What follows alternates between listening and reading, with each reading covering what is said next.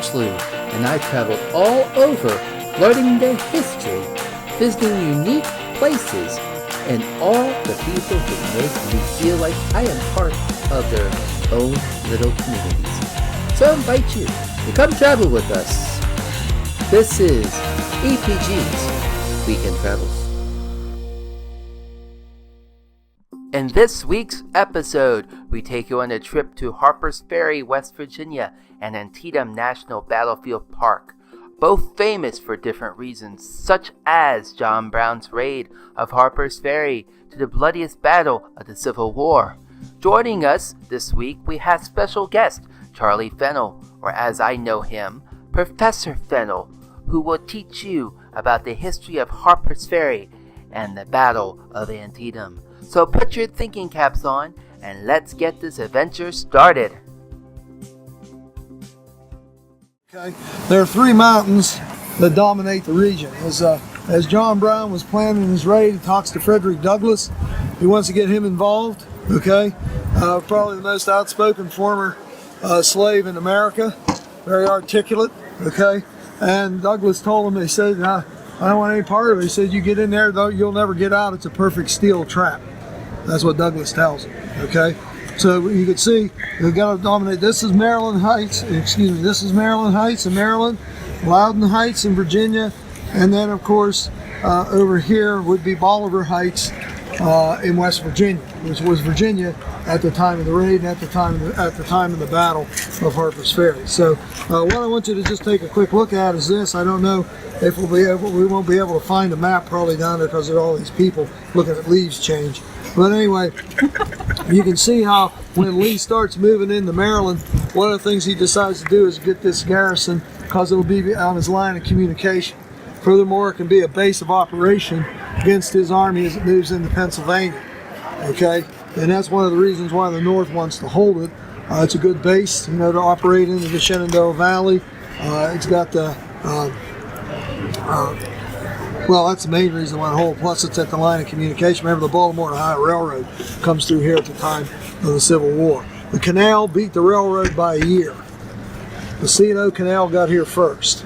Next year later, the B&O arrives. C&O Canal goes to Cumberland. B&O goes all the way to the Ohio River. Easier to build railroads and dig ditches and mountains. Okay, you see. And so when Lee divided his army into 5 parts, 5 tender morsels. Remember, he didn't think that McClellan would be able to get after him. He's slow to begin with, and he's got 2 defeated armies to put back together. He probably did his greatest work in the Civil War just prior to the Battle of Antietam, putting those 2 armies together and getting them after Lee. And Lee said, I never knew him to move so fast before. All right. Of course, at that time, Lee didn't know he had a copy of his plans. And Jackson and these guys are going to move around and going to seal the deal here. Okay, so here's Bolivar Heights, as I said, Loudoun Heights, and Maryland Heights.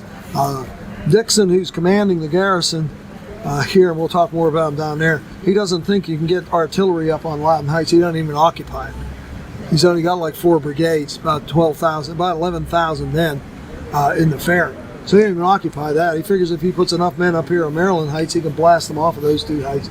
He's going to lose that heights as well. So when these guys close in on him, he has very little choice. But eventually to surrender.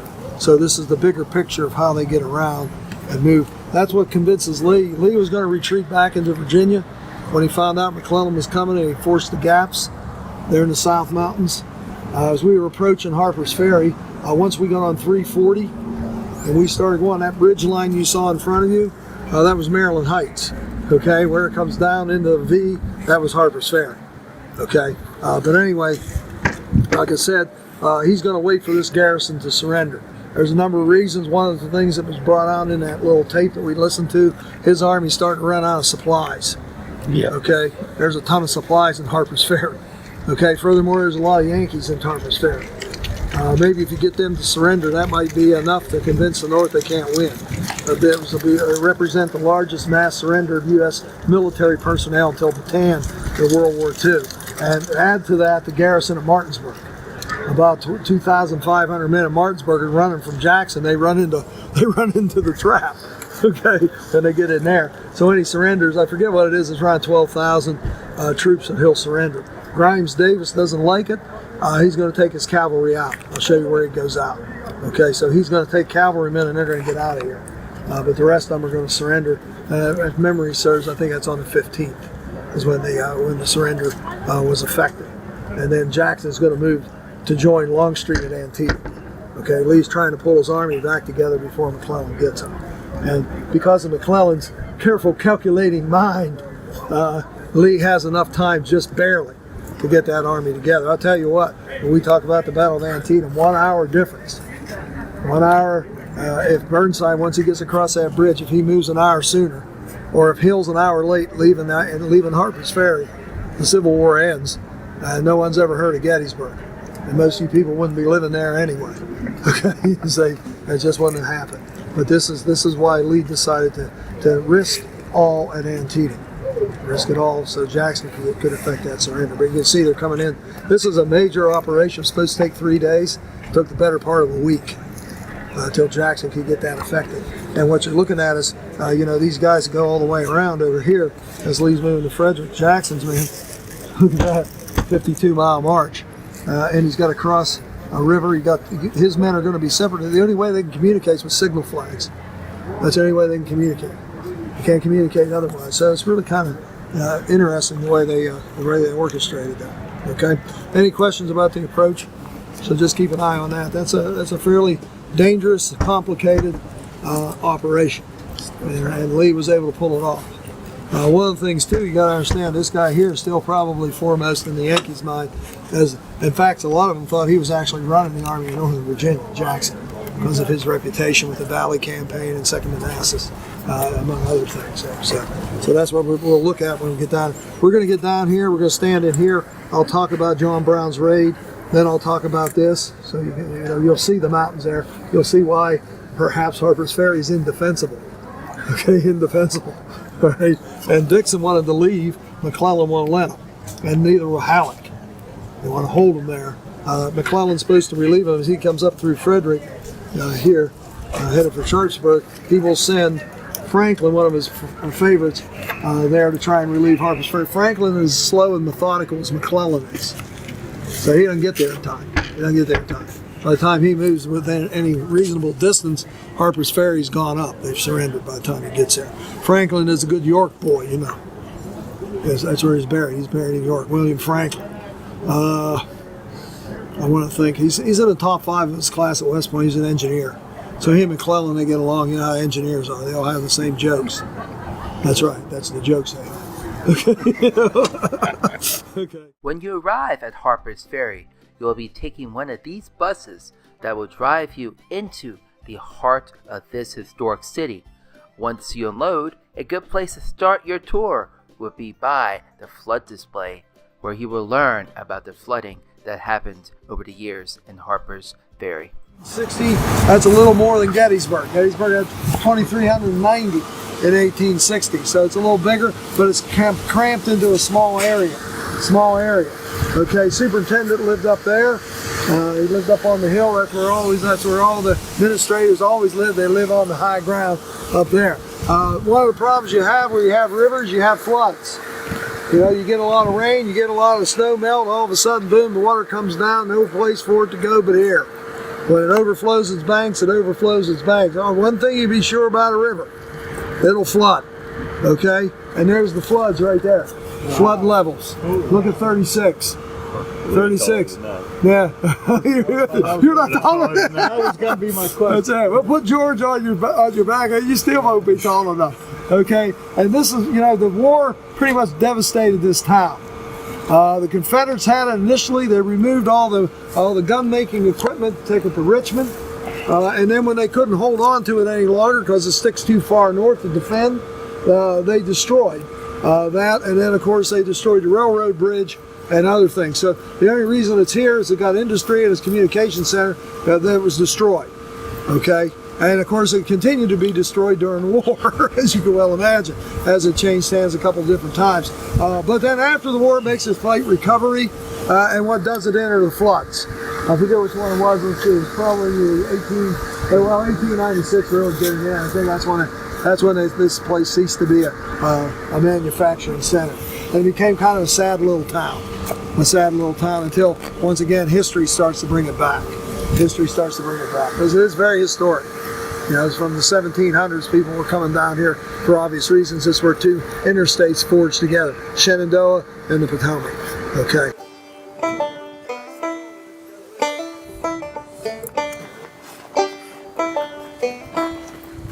This is John Brown's fort. It became kind of famous. Like the video said when we came down, right? The trial made him famous. Probably one of the most significant trials in American history. And like I said, he shifted it from himself to slavery. He put slavery on trial, right there. Okay, so that was well watched. That's just down the road here at Charlestown. That's where they hanged him down there, Charlestown, West Virginia. But anyway, this is where he barricaded. You can see it's a great place for a fort. Where are you going to shoot out of? You know, Okay, no. So basically, as the men come into town, as I said, they spread out and took various points. This building sat up there. This building sat up there. It didn't sit down here. After the war was over, they took it to the Chicago Fair, the World's Fair in Chicago. Yeah, it was there. It was a display there, and then it sat for a time up in New York. And then they decided, well, we ought to bring it back, but they couldn't put it back where it was, so they put it down here. So it eventually makes it back to Harpers Ferry, and I forget when that was, but that was like after World War II. Revisionist history. Yeah, it finally comes back, so people say, oh yeah, the engine house, is where he stormed it. Just remember the doors, we're going to talk about them, we'll see them up there. One of the things I want to do before we go up, we ought to walk over here and take a look at the confluence.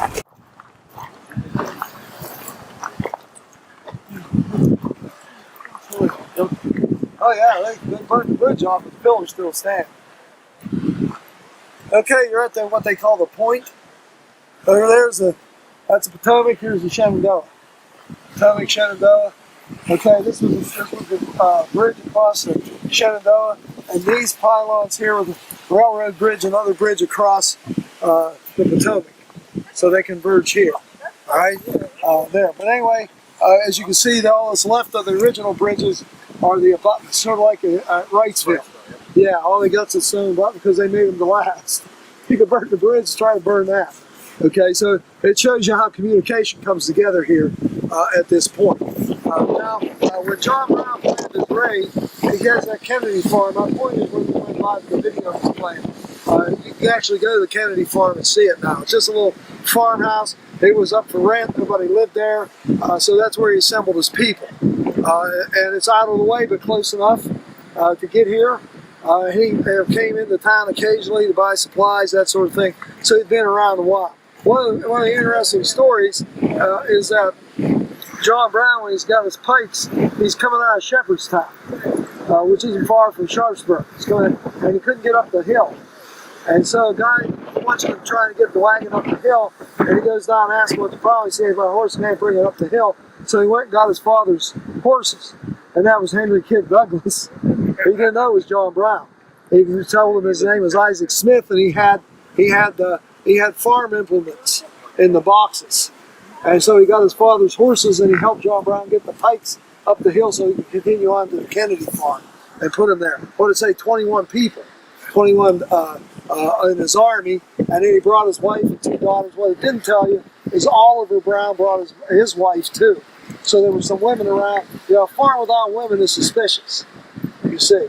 So he had some girls, his little girls were there, and that sort of. I think he fathered, there's at least 13 kids that John Brown had, okay? And 3 of his sons are here. I think he had 6 boys and the rest were girls. You do the math. That's not my discipline. Math. Okay, all right. So anyway, 3 of them are with him here. And the first thing they do is they come down on this side, they take out the guard. There was a night watchman over at the tunnel, and they took him out, the bridge there. Took him out. They come across, they leave 2 of the raiders there. They went and cut all the wires. And one of the raiders was one of the African Americans that he had with him. And this guy was trying to free his wife and his children who were still held in slavery. Okay, so they're over there. They were left over there on that side. And he takes his wagon and comes across the railroad bridge and into town. And then they disperse and do what you saw in that. And he barricaded himself then down up here at the engine house. Okay, the engine house. So basically that's what he did. he wants the slaves to come join him. They went out and they grabbed Washington's great nephew, I think it was. He had a sword and a pistol. The sword was supposedly Frederick the Great's, and it was given to George Washington, and the pistol was from Lafayette. Okay, Lafayette gave that pistol to Washington, and he wanted those because Washington, the symbol of freedom, fighting tyranny, he wanted those weapons. Okay, so he brought Washington's great nephew in, and that's the most prominent hostage that he had here down there. So as they're coming into town, it's kind of a quiet place. It's in the middle of the night. Nobody's up and getting around, except for a man by the name of Shepherd Hayward. And Shepherd Hayward was one of the baggage guys here on the railroad, well respected. He's from Winchester, Virginia. Worked for the B&O. Okay, he's a free black. He's a free black. And when he came out, he saw some of the raiders down there walking around the arsenal, and they told him to stop. He just turned and walked away, and they shot him. He's the first man killed in the raid, a free black. John Brown's trying to free the blacks, and the first one kills a free black. I love history. If you want to make sense out of something, take math. Don't take history. Okay? Hayward, Winchester's a slave town, Virginia. They raised money, took care of his family, and raised a monument to him in the cemetery down in Winchester, Virginia. Winchester. Okay, so that's what's going on as the town slowly starts to awaken as they hear sporadic rifle fire going on, and they realize that they're under attack. They're under attack. Okay, any questions? Where would he have gotten all those weapons from? He got the money donated by prominent abolitionists. John Brown has a reputation as a prominent, he's probably the foremost abolitionist in the country, at least by name recognition. And that's because what he did in Kansas. He doesn't talk about freeing the slaves, he actually goes out and does it. Okay, he's willing to take aggressive action, like it said, even if it kills him. You see? So the other abolitionists who are more like talking about it, they give him money. And he got a lot of money from them. But as I said, Sharp's rifles. That's the top of the line, baby. He's not coming here with antiquated weapons. He's got the top of the line, and he's got boxes of them. The reason he has the pikes, he didn't think that the slaves would be intelligent enough initially to use a weapon. They're not allowed to have them. You can't have a weapon. I don't care what the Second Amendment says. This is the South, and we have slave codes here. That trumps its Constitution. Okay? And so blacks, free or otherwise, are not allowed to bear arms. Not allowed to bear arms. So they're not going to know what to do with the thing if you give it to them, but they know what to do with a stick with a point on it. Okay. So he figures if he gets enough men, maybe 40 or 50 dedicated abolitionists with guns and repeating weapons, and we give, another 1,000 people sticks with points on, that would make a pretty formidable army. There's a secret six that were the prominent ones that gave him the money. This came out during the trial that they see abolitionists, and they could contend, well, we didn't know what he was going to do with it. Okay, yeah, right. Okay. Yeah, what was Jared Smith, a very wealthy man, and Jared Smith will run unsuccessfully for the presidency in 1860 as the abolitionist candidate. Okay, so like I said, these are prominent. Wendell Phillips is another one, very prominent Unitarian minister. Boston, most of them are Massachusetts or they're Ohioans. Okay, that's where your abolitionist movement is pretty well focused. Massachusetts and Ohio. Okay. Yeah, oh yeah.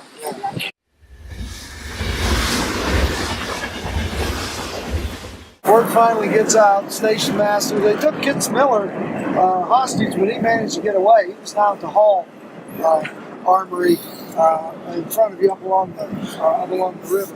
So finally word gets out. Now Brown wants to be joined, so when they pick up these hostages, they bring their slaves along. So they have slaves down there in the engine house too. None of them really took up, they didn't want to fight. So, this is something, and Brown really wanted them to join him.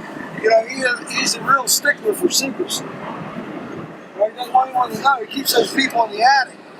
In the house, they're allowed outside till dark. And then they go out and exercise and walk around a little bit because they don't want people to know what's up for obvious reasons. But if they don't know what's going on, how the blacks going to know?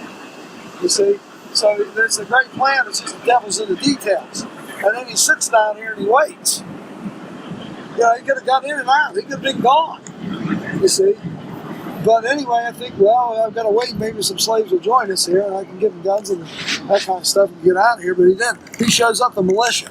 First militia to come in here was from Winchester. They came by train part way and then marched in. Other militia will join from Maryland and Virginia primarily. Okay, and now you got a shooting match going on around here. People down in the town and other places, and they eventually start picking off the raiders. One tried to go across the Shenandoah. He gets out there on a rock and they kill him, and they kept shooting at him the rest of the day for target practice. Just like, hunters that can't hit a deer, they can hit the stop sign. Put a few holes in that sucker. At least I hit something. Okay, you see. And so that was going on as well, and Brown's down here. So what arrives, of course, word comes from Governor Letcher that there's a raid on the federal arsenal here at Harpers Ferry. Harpers Ferry was in Virginia at the time. Buchanan goes over to Secretary of War, and they decide that they need to send troops. Who's going to command them? Well, Lee happens to be in Arlington on business. So they called Lee into the office and said, we've got a detachment of Marines going to Harpers Ferry, put down an insurrection there. And at times they thought it still was a slave insurrection. And what's in the back of their mind is 1831. 1831, the Nat Turner Rebellion. Remember we talked about that? We talked about slavery. 52 whites killed, well, most of them women and children. Sent terror through the land. Like I said, the biggest fear a southern white man has is a black insurrection. Okay? So this is hitting the nerve. And it wakes you up. Like Ed said in the video, John Brown, insignificant, except for one episode, one moment in time. And that's right here, right there. Okay, you see, right there. Otherwise, we wouldn't know about John Brown at all. So I don't know. My sneaking suspicion is, look, there's John Brown up there. Look at him. Way up there. You got to come back. Is you see him in the orange? Like we can't see him. Okay, there he is. So I think Maryland's height's too high, but I think Brown actually kind of wanted to get captured because he did everything to make sure that happened. Okay, I don't think he's an unintelligent individual. He just got a little crazy at this point. Maybe he thought he could do more by death than he could in life, since the blacks didn't join him. He didn't convey that information. That's just a personal summation. Okay, and I think there's only two people that subscribe to it, and I haven't met the other one yet. I haven't met the other one. Like Gary. He's not letting on. He doesn't want to be associated with the idiot in the front of the room. Figure Yeah, and I think he's starting to see that. But anyway, Lee arrives, Marines. They come by train. They come out down here. The fort's up here. They're down there. Lee's in his business suit. Didn't have time to get back to Arlington and get his uniform. 96 Marines. Jeb Stewart's with him. He grabbed Stewart as his aide. Okay, and he offered, you got to get him out. Letting him go is not an option. It's not an option. So he offered it to the Winchester militia, and the guy said, "Well, no, I got some people here that are married. It's a militia. It's a social club until after John Brown's raid. Then it becomes serious action. You see." The other thing, he offered it to the other militia commander that was here, and he said, "Look." He said, these guys are citizens, they're not professional soldiers. You guys get paid to do this. Okay? And so he said, fine. He was just being a gentleman. You guys want to take you go right ahead because they're Virginia militia, and he's got a federal group. So basically he told Stewart to go down there, and we're going to say it's down there because it is today, and knock on the door. Brown has tried to negotiate several times. To get him out of there, so he's trying to negotiate to get out. So Stewart goes down with Lee's offer, which isn't much of an offer. Surrender and I'll ensure your safety. That's basically the offer. He told Stewart that you can't negotiate. He said, "This is it." Brown wants to negotiate. Remember in the movie, it was telling us how he went, and it took a little inordinate amount of time, and he wants to get some time. He says, "You give me time to get across.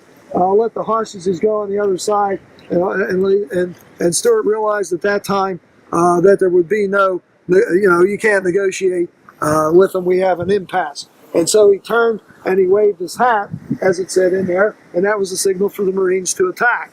Brown knew it. he slammed the door shut. Okay, as the Marine assault party came up here, the three of them had sledgehammers. And they're starting to bang on the door, trying to break it in. Well, those are pretty substantial doors. And eventually one of them saw this big ladder. You know, if you have an engine house, you have a fire company, I guarantee it, somewhere in the place is a ladder. And this is a big, heavy wooden ladder, and they got a bunch of them on there, and they started battering in the door, and finally they broke it in. And they rushed in there, and Quinn was one. Well, the first guy went in, I forget his name, he was a lieutenant of the Marines. He went in with like a stick, like a walking stick, and he's whacking people with it, you know. So he goes in. The next guy comes in as Quinn. He gets shot in the groin. And then the other guy comes in, Thompson, and gets shot in the face. And after that, they rushed in. They actually pinned one of them to the wall with a bayonet. They rushed up to him, and one of the raiders was actually pinned to the wall with a bayonet. His two sons, one had already died. The other one is mortally wounded. Oliver, I think, is still alive. And he's got a very painful wound. And he's asking his father to kill him because it hurts too bad. And he says something to the effect like "die like a man," you know, type of thing there. So this is John Brown. He was under one of the engines. He was in between a couple of the engines when the one guy went in. One of the officers went in. It wasn't Stewart. It wasn't one of the Marines. And he saw him there, and he hit him with his sword over the back. Brown reeled there over, and he started beating him on the head with his sword until he rendered him unconscious. So that's Brown there, and then there's, like I said, they pinned one guy to the wall with a bayonet, and the other guy was wounded. And I think all in all, they got like 4 of them alive. 4 came out alive, and they're the ones that are going to be put on trial. A couple of them took off toward Chambersburg. I would too. Once you get to Chambersburg, they'll never find you in that mess. Okay, you know, but anyway, so you know, there was still a manhunt after this, but that was done right down there. I just thought I'd show you that because the movie, that little video, didn't really talk about Lee's presence here at all. But he was in charge once he arrives. He's federal authority on this. And Brown was convicted primarily against treason against the state of Virginia, is what he was convicted of. Okay, and of course hanged by the neck until death. Right. And like I said, when he came out, all he saw were soldiers. And one of them was the BMI cadets commanded by Thomas Jackson. We know him better as Stonewall, but they didn't know him as Stonewall then. Okay, so that's pretty much the skinny on John Brown's raid. But while we're here, let's just walk over his career looks pretty substantial. He's given one of the divisions that's going to defend Washington, D.C. at 1st Manassas. He's one of the division commanders. There are 4, and then a guy by the name of Runyon, General Runyon, who commands the rear guard, mostly militia. Okay, he didn't get involved in the battle at all. But Miles is in the battle. I think I told you the story that he was feeling poorly, had stomach problems, and so the surgeon, among other things, gave him opium and brandy. And no matter what stomach problems you have, that'll fix it.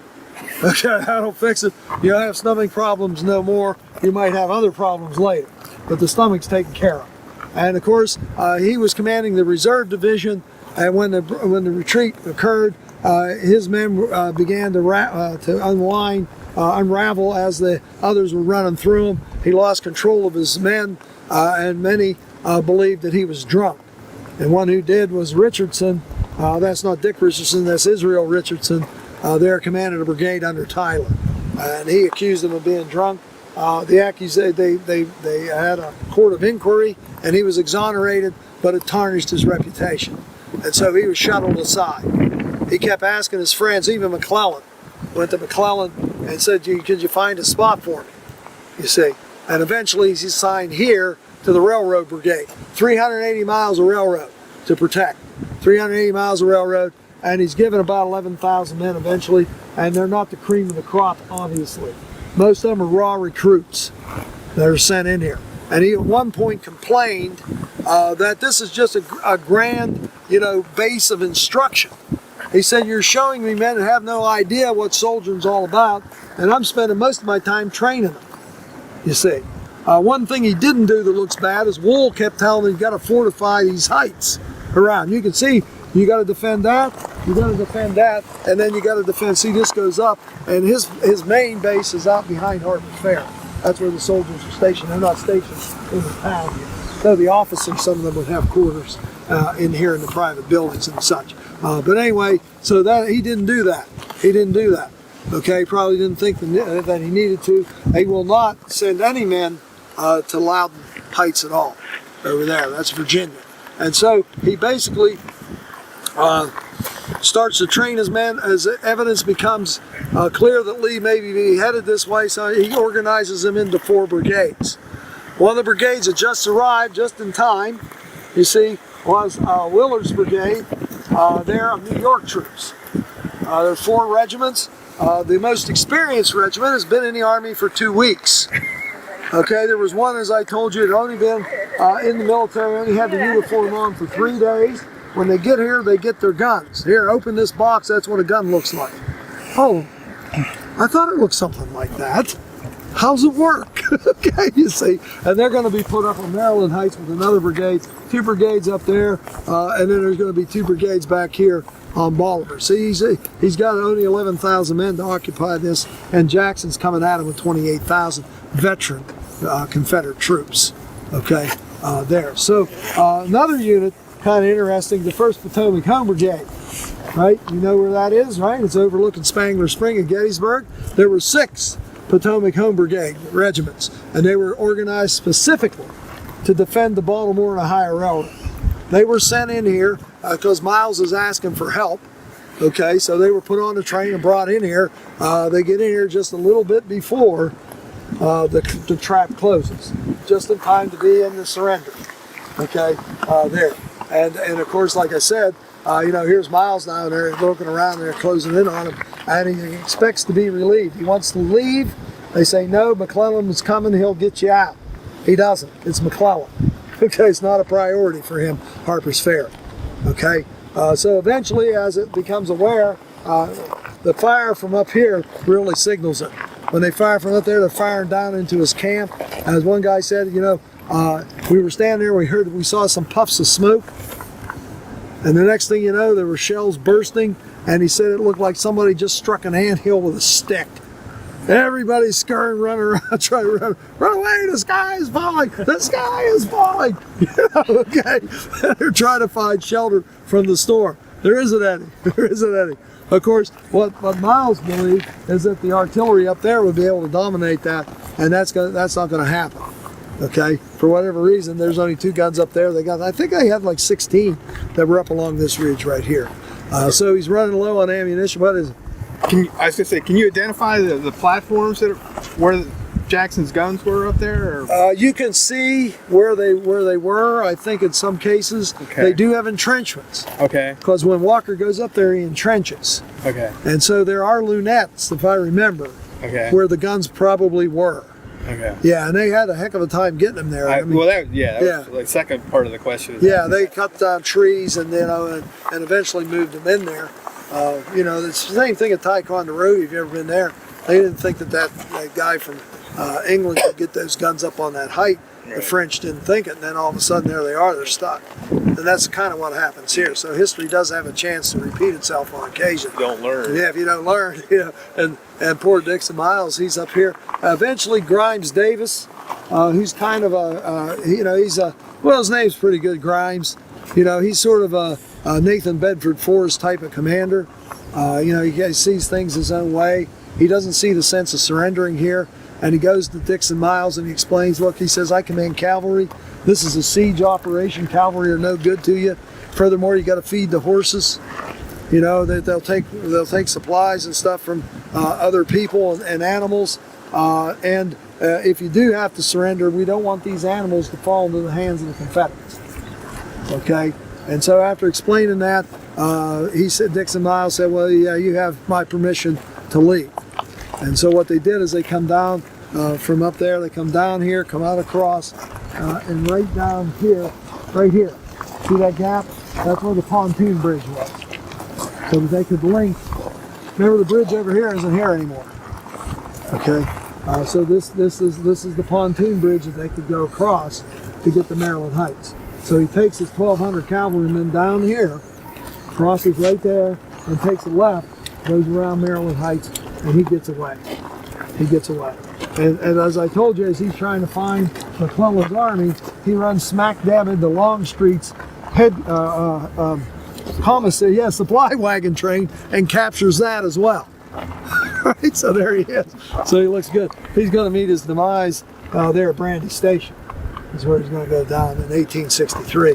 But these are the only ones to escape. Like I said, on the 15th, white flags were shown. Surrender was effected. Miles was hit with one of the last artillery rounds fired in the action. He's wounded. He will die the next day. So a lot of questions that we wanted to ask him, we'll never get a chance to ask. Okay? The answers died with him, you see. And of course, Jackson now gets word from Lee, as soon as this falls, I want you up here at Sharpsburg. And so Jackson starts turning his men around, except for one guy, A.P. Hill. A.P. Hill ain't going. A.P. Hill, you stay here and catalog the government equipment and process the parole of prisoners. Okay, why? Because Jackson doesn't like Hill. He doesn't like it from day one. Jackson's a hard guy to work with.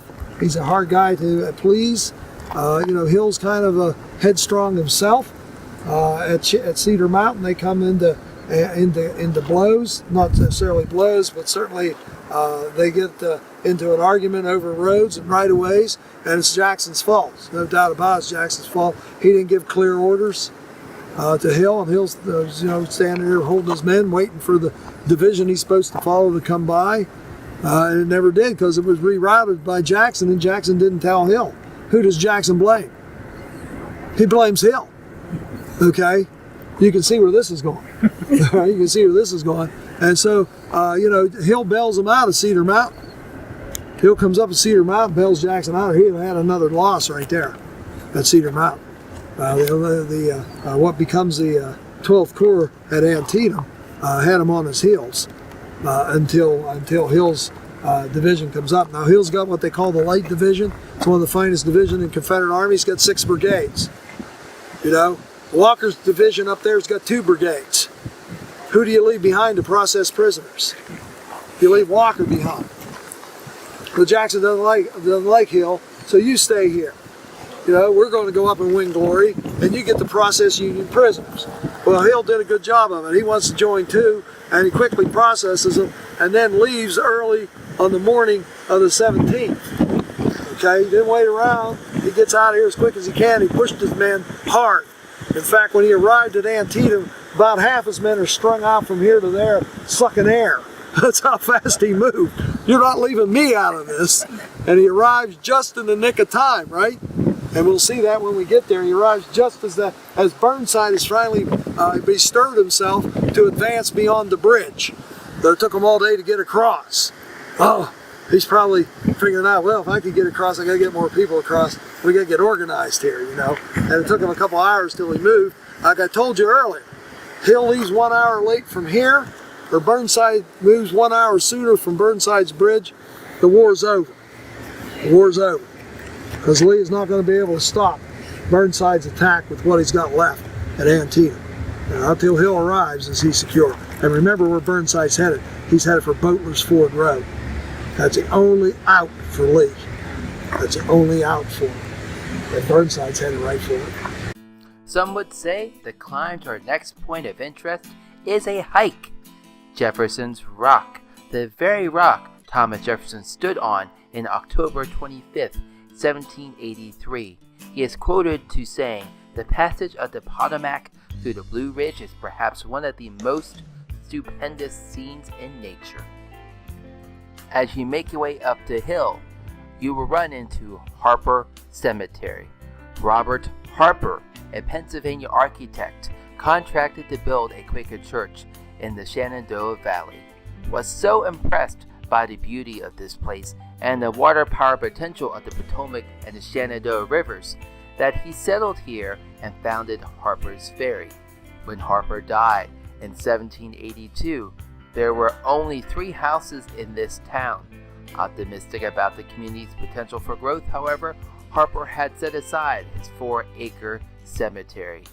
As you wander around the cemetery, you will find grave markers of some of the Irish and German immigrants who settled in this area during the 1830s. With our time in Harper's Ferry, coming to a close, with so much that you can do in Harpers Ferry, but so little time. We make our way back to our minibus to head to our next location on this trip, Antietam National Battlefield, where we will learn about the bloodiest battle of the Civil War with tremendous casualties. Our first stop in Antietam is the National Battlefield Visitor Center. Inside, you can catch a film on the Battle of Antietam, shop at the gift store, or pay a visit to the museum itself. Within the museum, you will find artifacts from the battle, including this part of the fence from the sunken road with bullets still lodged in it. Up top, you will get a spectacular view of the entire battlefield, where we will pick up with fennel and begin the Battle of Antietam. South Mountain, right out there.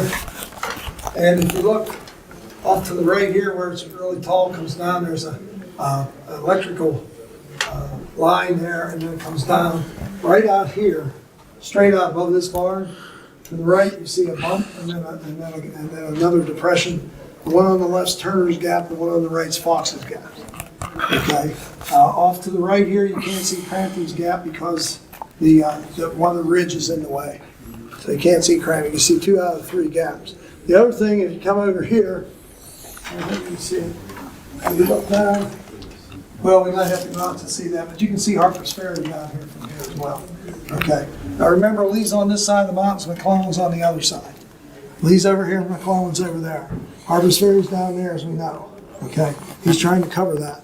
So as McClellan comes up, he's going to start pushing in, and Lee's army's still scattered, so he needs to buy time. So he puts D.H. Hill's division in those gaps. Okay, and on the the 15th of September, you have the fight for the gaps, and the Confederates lose all 3 of them. So McClellan has 3 victories right there he can claim. He pushes them out of the gaps. Lee knows he can't hold the gaps, so he falls back here to this field. All right. And he only has Longstreet's men here at the time. He only has 2/5 of his army. McClellan has about 80,000 men. Lee's lucky if he has 40,000 when he's together. He's not together yet. So I would suggest he probably has barely over 10,000 men standing here, watching McClellan come 80,000 strong. And he came out the way we're going to go home. So when we go back, we're going to go out Route 40. We'll go up through Turner's Gap so you can see what they're dealing with there. And D.H. Hill said he stood there and watched McClellan's army coming out, essentially Frederick, through Middletown. He said, I knew what was terrible about an army with banners. He said, it looked like a giant snake as far as the eye could see just coming at me. Okay. And so this is where the actual story starts over there. So the 15th, and they come back here on the 16th. McClellan will send troops across Antietam Creek, 2 Corps, 1st Corps, 12th Corps. We're going to go out here. In front of us, of course, is headquarters. I was just asking the 2 illustrious people that wrote this book, a really good book on Antietam. Anyway, you can't see the Pride Farm from here. Okay. A non-historic tree line, a couple of buildings in the way. But McClellan could see, if he ever got up into the platform at the top of the house, he could see, I think there's a picture in here that shows you what he could see.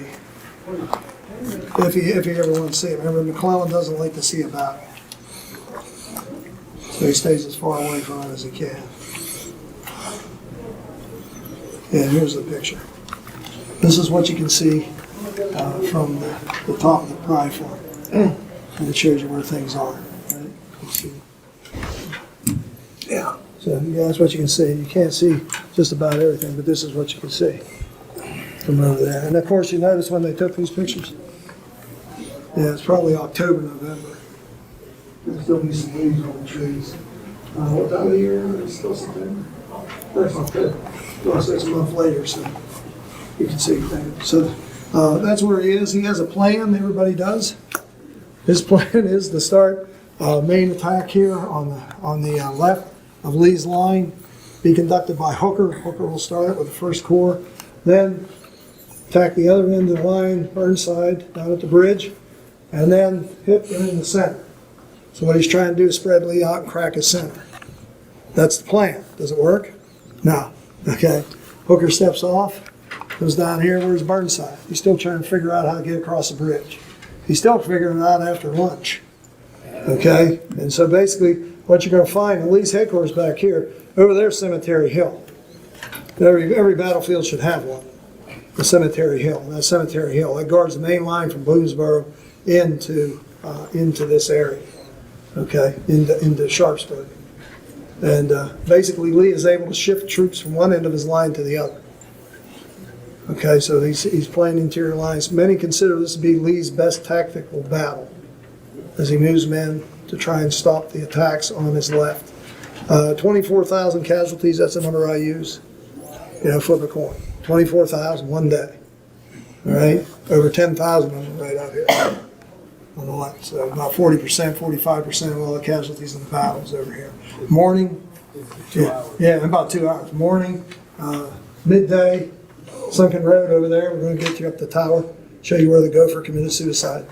Right there, they jumped right on that tower there, and then Burnside's in the afternoon. So it's an easy battle to follow chronologically. Okay, morning phase, midday phase, afternoon phase. Okay.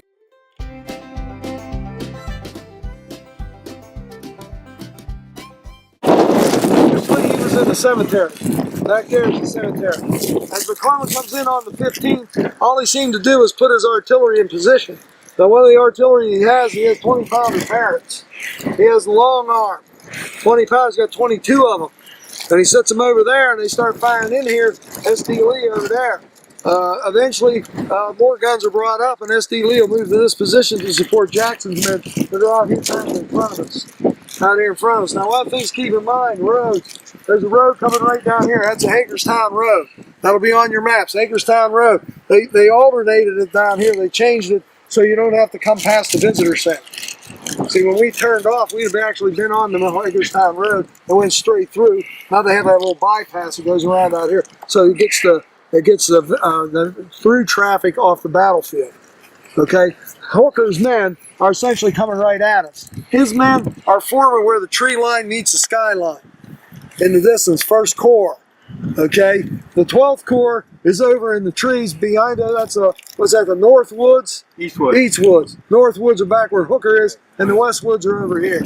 So east, north, and west. All right, they're trying to restore the West Woods a little bit west. Okay, one of the problems they had here is that farmers cut the trees down. At Gettysburg, they let them grow. Okay, so we should just take our trees and send them down here. It would make an easy deal. But anyway, 12th Corps is over there. And those 2 corps are supposed to start the ball there. And of course, the problem is McClellan's never worked with those guys before. So he's given key positions to 2 guys he hasn't worked with before. And then the second attack is supposed to come from Burnside. And although he knew Burnside before the war, I mean, they're friends, obviously. Burnside's men haven't fought with his army either. They're 9th Corps. They come up from Roanoke. The Outer Banks, where they had some action in '61. And then they added a division from West Virginia, the Kanawha Division. I know you think it's Kanawha, because you can read language. They don't say that. They don't have time for that. It's Kanawha, okay? Not Kanawha. That's a store where you buy bottled water. Oh, no, that's a Wawa store. I'm sorry.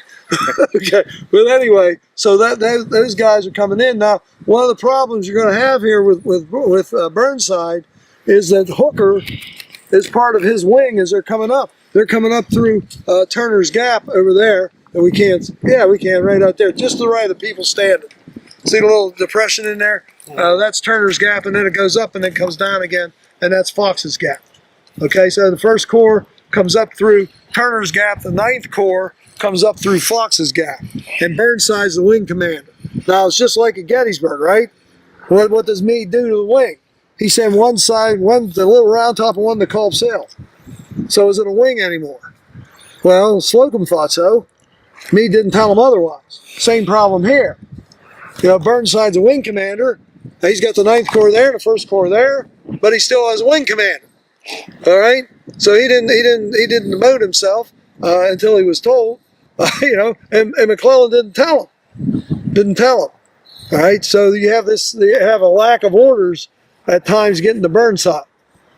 And this is one of the problems why he's not a little more aggressive in trying to get across that bridge. We'll let you be the judge if that's an easy nut to crack or not. The car's going there. I just waited till some cars were going so I could show it to you easily. That's a Smoketown Road. Smoketown Road. It goes to the top place where they smoke. Okay, so it's called Smoketown. The thing to keep in mind when the 12th Corps comes in, it comes in this way. Comes in this way. Remember, Hooker's going to need help. His men are going to get shot to pieces out here. He pushes Jackson almost back to where the Maryland Monument is there in front of you. And Jackson, at that time, will order up Hood. Hood's men are back here. They're behind you. Remember, Hood and Jackson aren't having a good time. They're not buddies. They're not buddies. Hood's under arrest. Who isn't under arrest? Okay? Lee made sure that Hood stayed near his division. He said, you're under arrest, but just ride in the back. Okay? Ride in the back. All right? And as soon as this battle gets started, he's off arrest. Lee says, nah, not enough punishment for him.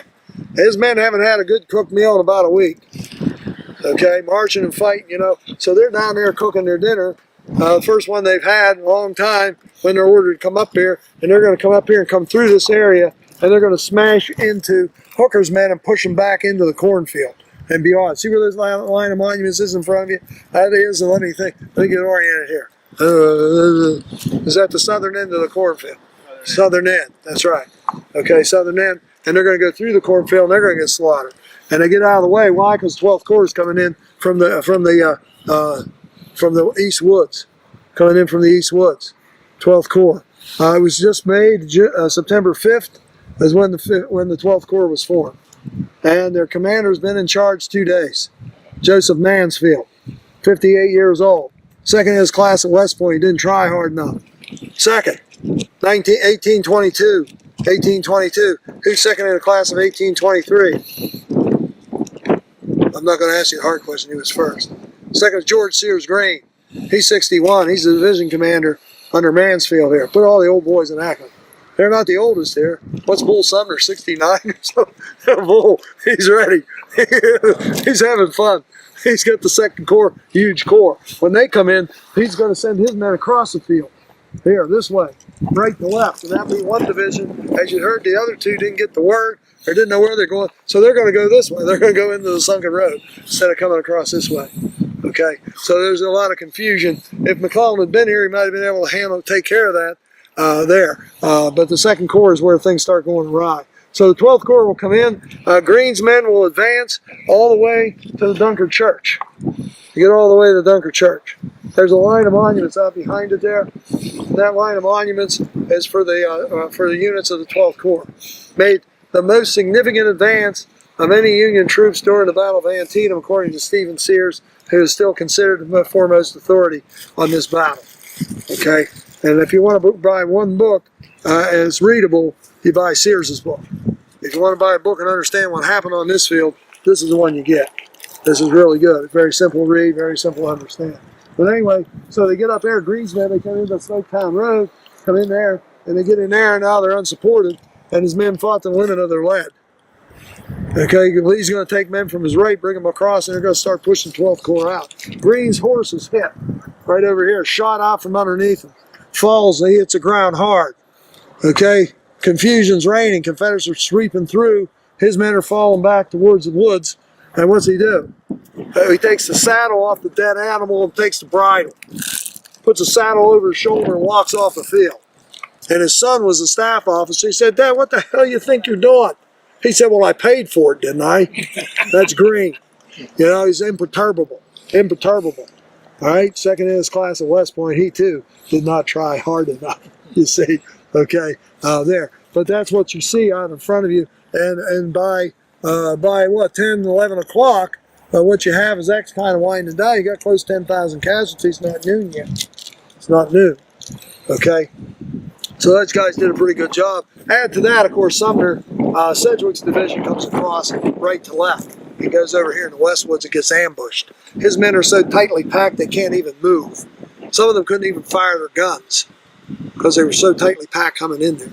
Okay, and then the battle will move to the sunken road. So what we're going to do is we're going to swing out this way, drive out to where Hooker's men start, and get out there and let you see from that perspective here. Hooker is focusing on what terrain feature.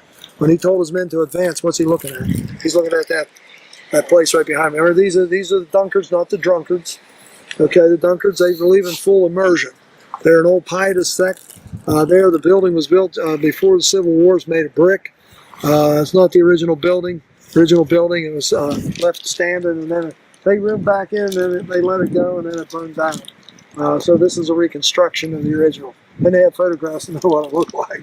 Yeah. Okay, so it's a reconstruction. I think some of the floorboards, maybe some of the benches, I think are originals in the church. Decided he needed religion, took it. Eventually they gave it back. So that's the original Bible. It was here. I don't know if they had a lectern or if it was just on the table, but it was in the church. It was always left in the church. And never took it out of the church. Okay. So this is the building. It wasn't used like, you get to some places like this in the battlefield, they could use it for shooting out of. As far as I know, they didn't do that here. Didn't do that here. Okay. And it was built for these people. They're kind of I don't think they're quite like Baptists. They're a little different. They're pietists. They have a very fundamental view of religion. They share soup. Lamb soup, they dip the bread in and pass it to the next person around. It's kind of a communal thing that they do. So this is the bunker church, restored, of course. Yeah. But if you look out the side of the window, I think you might be able to see it. No, you can't. But out along the church are the monuments from the 12th quarter. The 12th quarter. Okay. So basically, this church was the guiding point. Hooker's man told him he thought it was a schoolhouse. He said, aim for the white schoolhouse. Okay, that's where you guys are. I was trying to find in here if they had when the church burned down, or when it was finally fell. It doesn't say here. But I know it was built just before the war. And it was pretty well shot up during this battle. And once again, there's that picture. You can see how the holes are in the church. It's that same picture you saw, but this is a little more graphic. You can see the dead horses more in this one. They didn't show it up there because kids get upset when they see dead horses. They don't get as upset when they see dead people. They get upset with dead horses, which is kind of strange. They're in the church.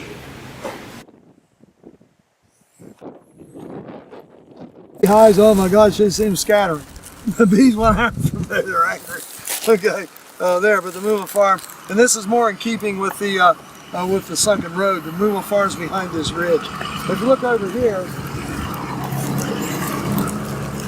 this is what I was telling you earlier. This is the Hagerstown Pike right here. See, Hooker's coming in this way. He's moving in this way.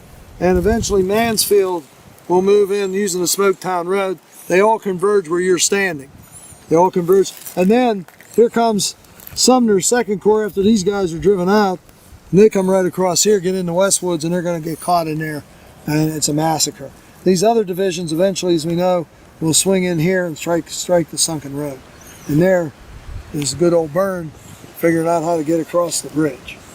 Okay, so this is the way it lines up. So first attack, second attack, third attack, all repulsed by Confederates and sometimes by Confederate counterattacks. Hood's counterattack drives Hooker out of here. It's during that counterattack when he's trying to rally his troops, he's shot in the foot. In here, an interesting something I never knew.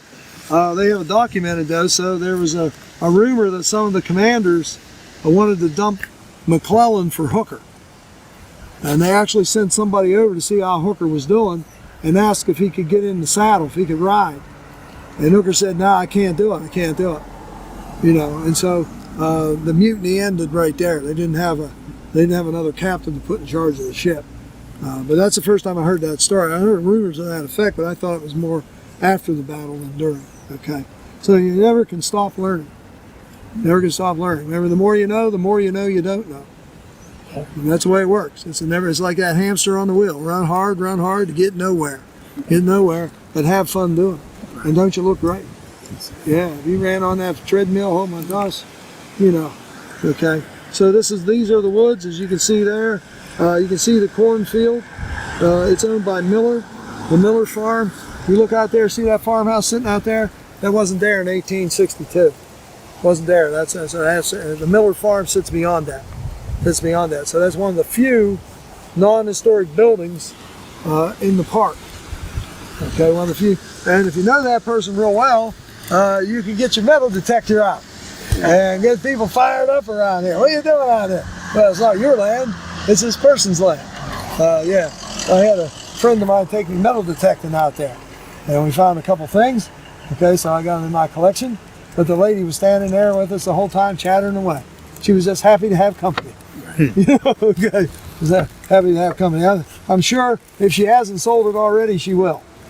Yeah, so I'm not sure you can still do that. This was last century that I was over there with a friend. He was a history instructor, a professor of history at Shepherd College.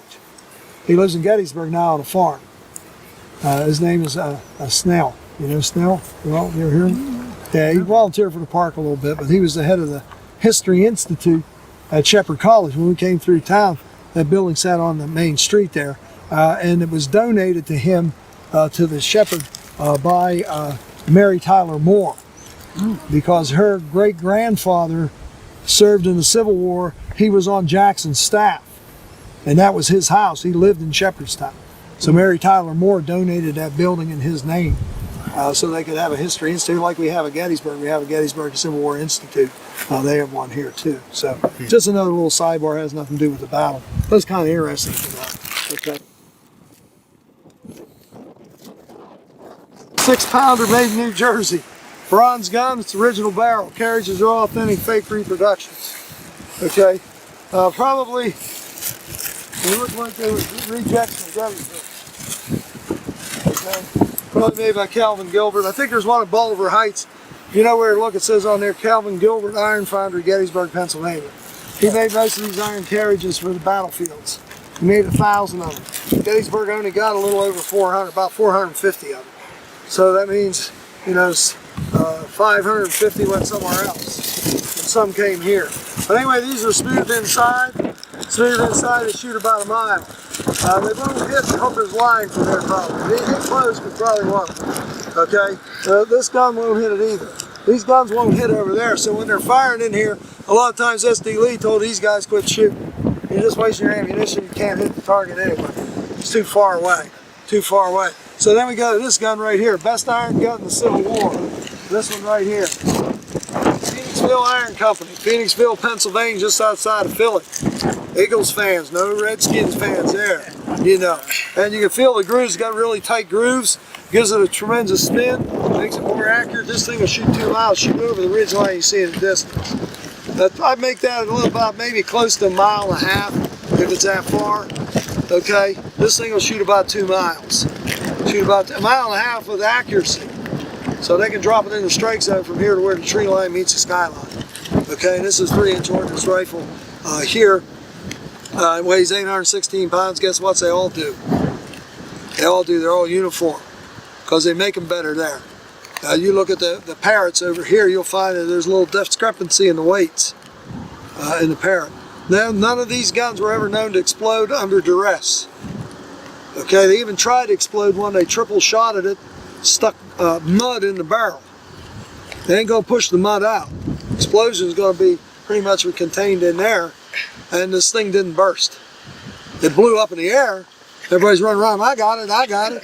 Yeah, you got it. I'm not catching it. You got the daggone baseball hat on, pal. Okay, all right. You see there. And so these were really good guns, and they're made in Pennsylvania. These are made in New York.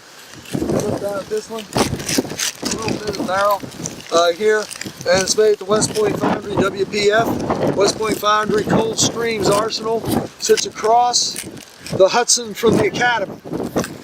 Okay, from the Academy. One of the gun inspectors after the Battle of Gettysburg was Daniel Webster Flagger. Daniel Webster Flagger, I didn't tell you this, but he was a staff officer on whose staff? I think it was Hunter's staff. So he was like an aide-de-camp to Hunter at the Battle of First Manassas. You'll find a lot of Class 1861 are kind of aides and stuff. Some get into action like Adelbert Ames. We talked about him being carried around on the ammunition chest. But Flagger, if you look at the gun, there's at least one gun on Little Round Top that has DWF on it, and that's Daniel Webster Flagger's initials. He's the gun inspector. After the Battle of Gettysburg, he goes back to Cold Streams Arsenal and inspects the barrels. Now this thing shoots about 2 miles too. It's not as good as gun as that. They don't trust it. See what they do? They put a band around the breech. They shrunk wrap that on the barrel so when it explodes it don't go off in your face. You see? So that's why they're there. They have them 10, 20, 30, up to 100. That's the way to project it.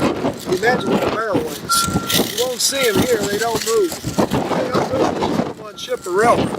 Okay, there. And these here, they do a little artillery because this is a big artillery story here with SDLE in this platform. And those are the limbers and the caissons. Those are caissons. The one to the left's a limber, the one to the right's a limber with a caisson on it. Come on over, I'm going that way anyway, let's look. So powder in it. If it goes off, you're gone. You're one of the missing in the Civil War. Right down here is where they hook it in. You take this out, put it up, put that pin back in. Horses are facing that way. They don't run into danger. Face the horse to danger, you can control them. That's why they put blinders on them, so they won't turn their heads. They turn their heads, they're gone. Okay? You keep them facing the enemy, they ain't going anywhere. Horses is a fairly intelligent animal. Okay? It's not going to run into danger. Will not do it. Will not run over things that will hurt it. That's why in Braveheart, you drop, horse will stop. They won't run over bodies laying in front of them. They won't run over. If they can't jump them, they're going to stop. The mate on the back of the horse is going for an air ride. And the Scots win the battle. Don't you love it? Okay, don't you love it? Okay, so this is the way they bring them into battle, and then they unlimber them. They take this, and even here they take them up there, drop them, and bring this thing back and turn it around. Okay, the horses are held back there where our bus is, and this is the caisson. Okay, the front part is the limber. See how they hook it on, just like they hook on the cannon. So this is the limber, horses go in the front, they hook this thing on. This is the caisson right here, this piece. Ammunition cases on wheels. So each gun, if it's fully complemented, should have a limber. It should have a limber and a caisson. Okay, by the time you get to 64 certainly, some of them don't have all that. They might have one caisson serving two guns, especially in the Confederate Army. They run out of equipment, run out of stuff. Okay, you know, that's why you're limited to the weight you can carry. It's not so much the gun as it is these things here. You got a 20-pounder parrot, you got 6 times 20 shells in here, plus a bound bag of gunpowder, and then you got 2 more back here. Can the horse pull it? You're talking 6 horsepower. 6 horsepower. Confederate Army, you're talking 4. Let's go up over that mountain with 4 horsepower pulling all this weight. You're not going to do it. So they had to kind of keep, you know, it's like the NFL. You want to be big and strong, but you want to be mobile. Mobility is key. And so these guns, the 12-pounder probably is the best marriage of that. Weight and mobility. Okay? The 12-pounder is probably the best marriage of that, as I said.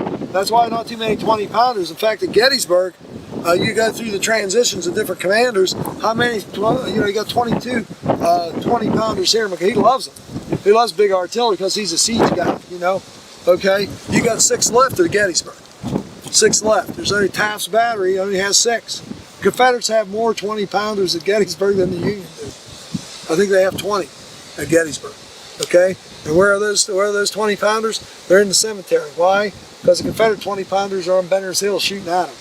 So they brought them in there so they could respond to them. Okay? There's a reason for the placements. But that's the way these guns, and that's showing you that they're going to hook it up, and that's the way it goes into battle. That's why the gun's pointing the wrong way. I like your answer better. When people ask me, they'll say that's the case car parks in the bus park. They blow it away. I love that answer.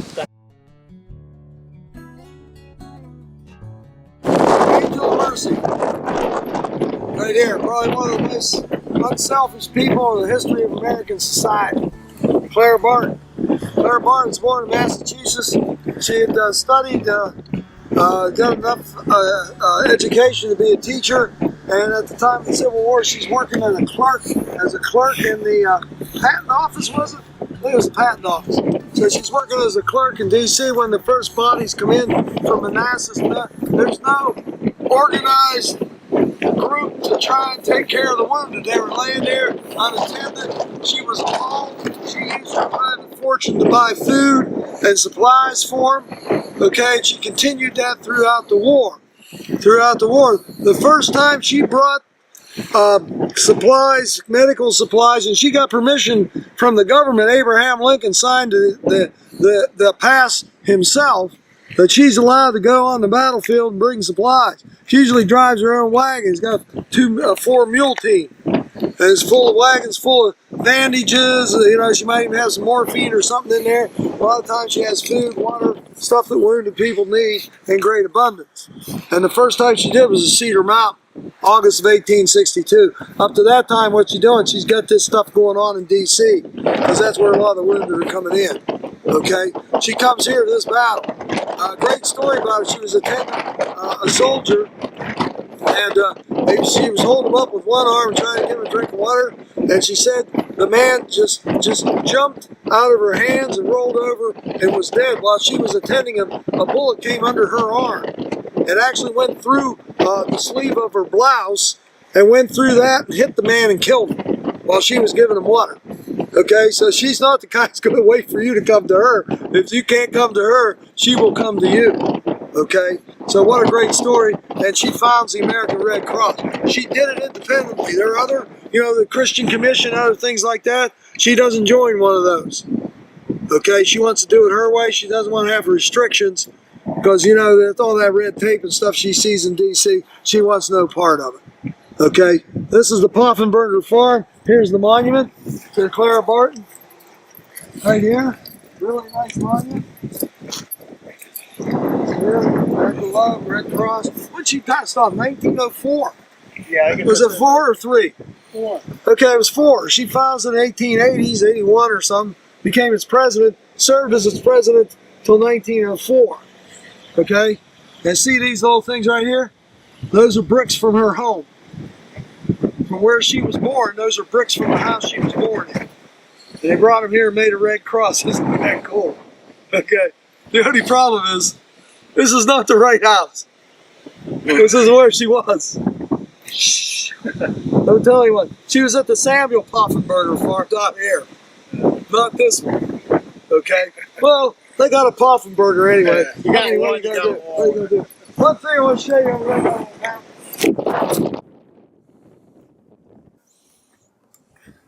They don't know what's in front of them. They don't know this line's here. Okay? We'll concentrate on Gordon because he's not around this end. This is Rhodes Brigade, and here D.H. Hill's division. D.H. Hill, kind of interesting story.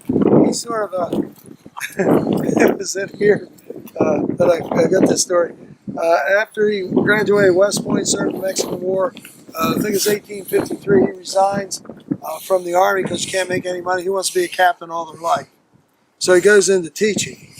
He taught at a college in North Carolina, that's his native state. And he was very active about secession. He's not like Jubal Early and some of the other ones who really didn't care one way or the other until it happened.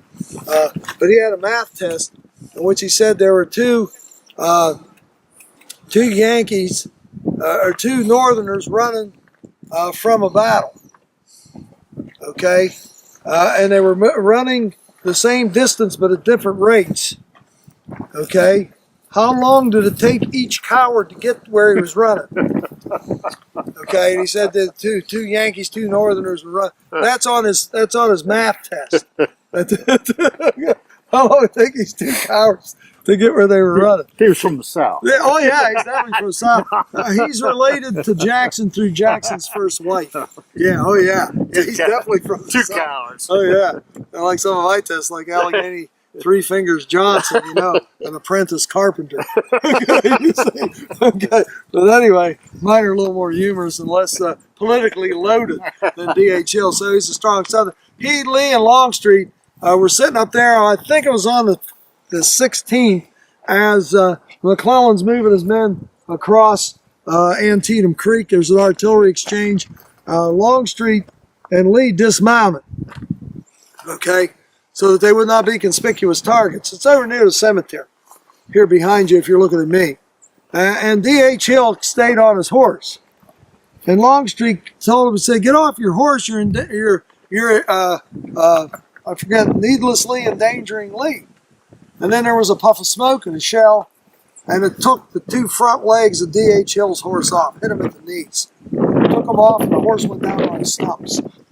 Of course, D.H. Hill was all right, but the horse, if you are going to get off the horse, the Yankees will get you off the horse. There. So that's D.H. Hill, kind of imperturbable. So his men are in here. Of course, Lee rides down to check things out. The slaughter and cornfields over at this point. And he supposedly talked to Gordon, because Gordon said he did. And we know that Gordon's everywhere, that anything happens is important.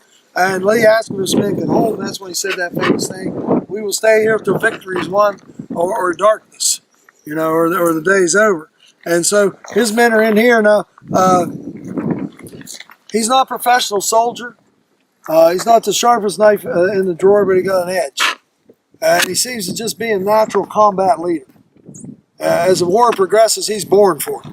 This is what he was meant to do. And he inspires his men by example. He's never in the rear, always in the front, always conspicuous. It's amazing the guy survived. Remember, he gets wounded 5.5 times here. 5.5 times, twice in the leg, but he gets shot in the shoulder, in the face, and then that puts him down. And the half shot went through his hat. Okay, and he told his men to hold their fire. They could hear him. They could see the flags coming across that line. Hold your fire. Because if we shoot now, can we shoot now? No, wait till the order. And he said when they came up over the crest, they could almost see the eagles on their buttons before he gave the order to fire. And he said it was devastating. He said the whole front line went down. That's not true. About 11 guys were still standing. But it was devastating. His men kept firing. He said, we devoured them with volley after volley. Of course, eventually they're going to get fire back. The Irish Brigade's coming in up there. But the reason I stopped here was to talk about Gordon. Gordon will survive the war. He becomes a lieutenant general and commands Lee's last planned attack at Fort Stedman in Petersburg in March of 1865. Okay, but here's one of these little picture books here that they did with their Crayola crayons. Okay, and basically you can see this monument is fairly distinctive. Okay, and of course, if we're in the photograph, we're down where the trees start. Okay, so we would be down here where the trees start. So this picture on the sunken road, right here. So right where the trees start, that's where we are in the road. Here's an earlier photograph of it. Here's a picture without it, the sunken road. This is the more famous of the photographs with all the dead bodies in here. Okay, and what happens essentially is eventually the Union soldiers coming across that ground right there, will come in here and they get into the road. Look at this. It's hard to miss them now. Once this line's flanked, they line them up there like cordwood. And that's what you see right here. Those are just the dead. And they didn't put them in that position. That's the position they found them in. Right there. And this is right up there where those people are walking. Okay. I wonder if we have another one. Oh, I'll tell you, it's something. Here's a sketch of the fighting in the second row. Let me get away on this one. Yeah, burial of the dead. Okay, here they got them lined up and they're buried. This is a Leslie sketch. You can pick up in your Leslie's magazine, illustrated, of course. Why would you buy one that wouldn't be? So showing them burying the dead. And I think, let me see here. Let me back.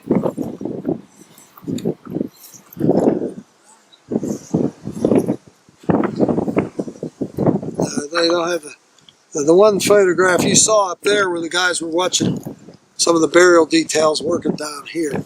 But anyway, so that's what they were doing. So for a tremendous slaughter, this is the center of Lee's line. Let's walk up this way. We'll walk in here.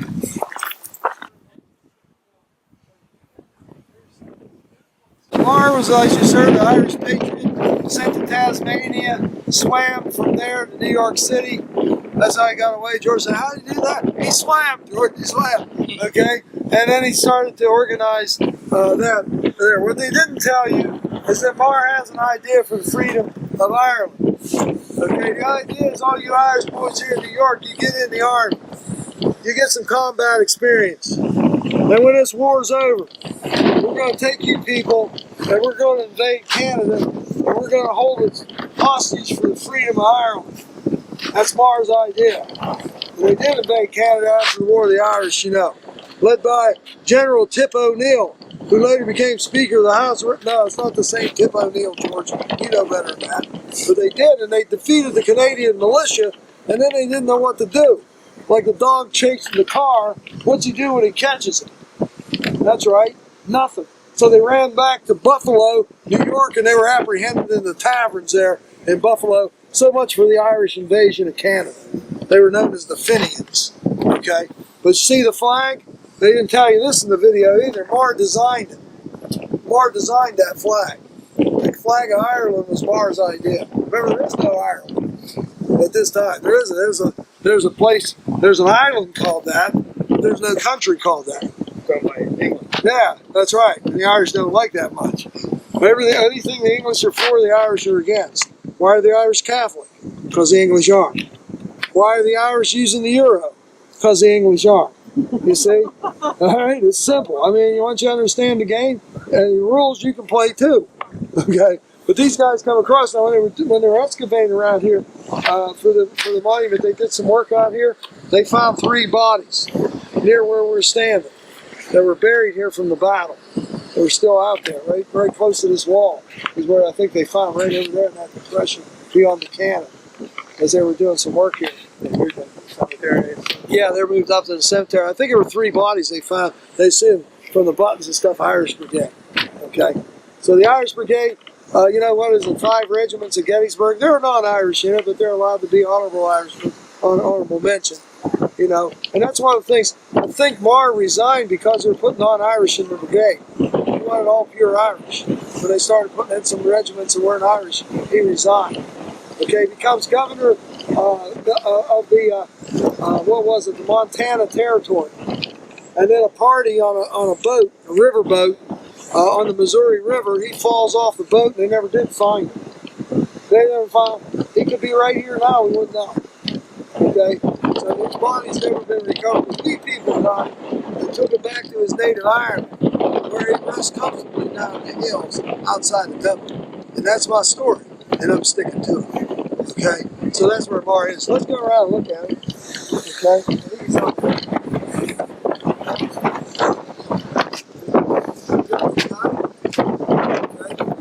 You can see a little bit of his history right here. Right. So this is a slaughter of the Richardson. Down right here.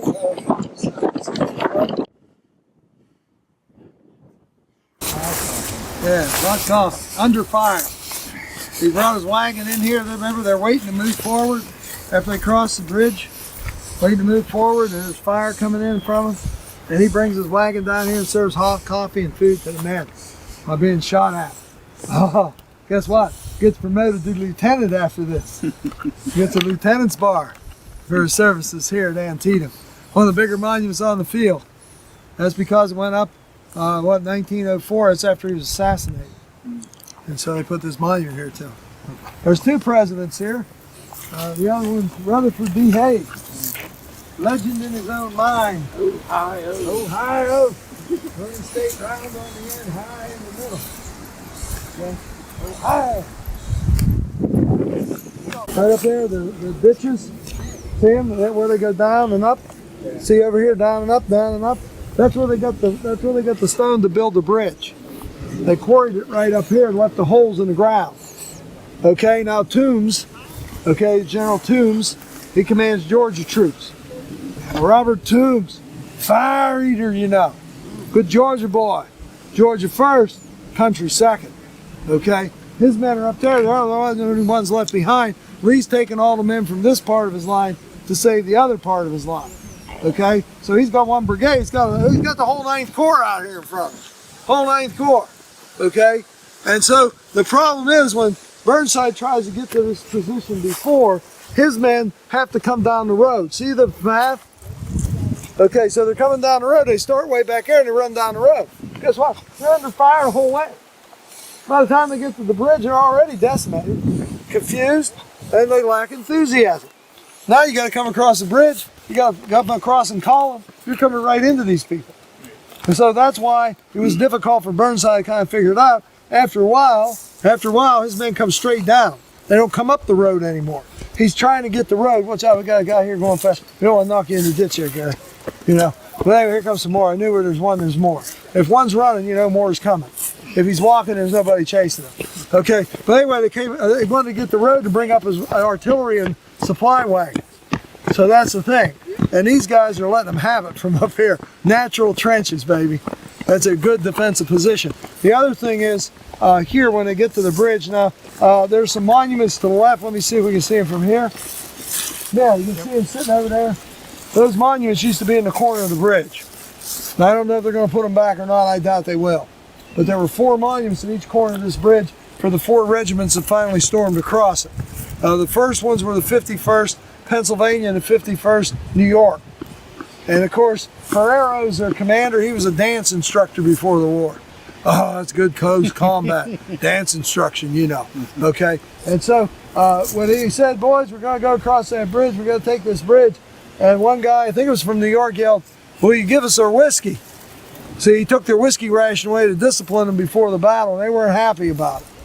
And he said, if you go across that bridge, if you take that bridge, I'll buy you a keg of whiskey out of my own pocket. And that was all it took. If Burnside had said that earlier today, well, the war would have ended right here. Okay. And across the bridge they come, and they get across the bridge. When they do, they go up that way there. Okay, so they get across the bridge, and this is in the early afternoon on the day. This is after the fight for the sunken road is winding down. And what did Lee do? He took men from here to plug the hole in the sunken road once the Union troops get through there. What do they do when they get through there? They stay in the road. They don't move forward. If McClellan or someone had been here to get these guys moving, you know, rather than let them sit there, you know, where's Bull Sumner? He's over in the Westwoods. Those are his divisions. He doesn't even know where they are. See, because they went in a different direction, and because of the nature of the land, look, where are they? Can you see them? I can't see anything from here. You see? So this is part of the problem with the confusion. Okay? Now, Robert Toombs, goes back into Congress after this, and it's an interesting story. Toombs, he was not well liked when he was a senator from Georgia. He was liked in Georgia, but his northern constituents didn't find him to be very personable. Okay? And so after the war is over and Reconstruction has been reconstructed, and they let the Southerners come back into the Union and take their seats, Toombs is elected senator from Georgia again. And so he comes back, and all his old buddies are sitting there waiting for him from the north, you know, and they know they got him now, right? So when Toombs comes in and takes his seat, they introduce Toombs, and he sits down, and they come up after and start saying, well, Bob, it's good to see you back here. He said, boy, we sure whipped you in that war, didn't we? And, you know, Toombs never cracked a smile, Look him in the eye. He said, no, you didn't whip us. We just wore ourselves out whipping you. And if you look at the war, what happens? The North South win these battles, but they get nothing for it. Lee's trying to end the war with a victory, complete victory. He's willing to risk all to get that victory. And he doesn't get it, he doesn't get it. What's he do? He piles up casualties. Casualties he can't replace later in the war. That's why Gettysburg's a key. Because that's the last chance he can effect a military victory at Gettysburg. And when it fails, it fails. And he knows, and that's it. There's not much more I can do. And he offered his resignation. Okay? Okay, A.P. Hill. Lee, of course, as I told you, fallen, he broken one wrist, I stove the other. So he can't manage the horse.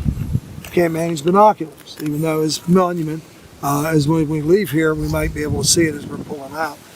He's sitting on his horse, one hand on the reins and one on binoculars. Couldn't do either one of those here. Couldn't do it. And so when he sees this column, he asked Major Marshall if he'd see who those people were. Marshall put his glasses up, and as I told you, there are a lot of them who have blue uniforms on. He said, my God, they're Yankees. You know, and like I said, that's it. If they're Yankees, this is it. There's nothing I can do. There's no more troops to put in the holes. I've done the best I could, you know.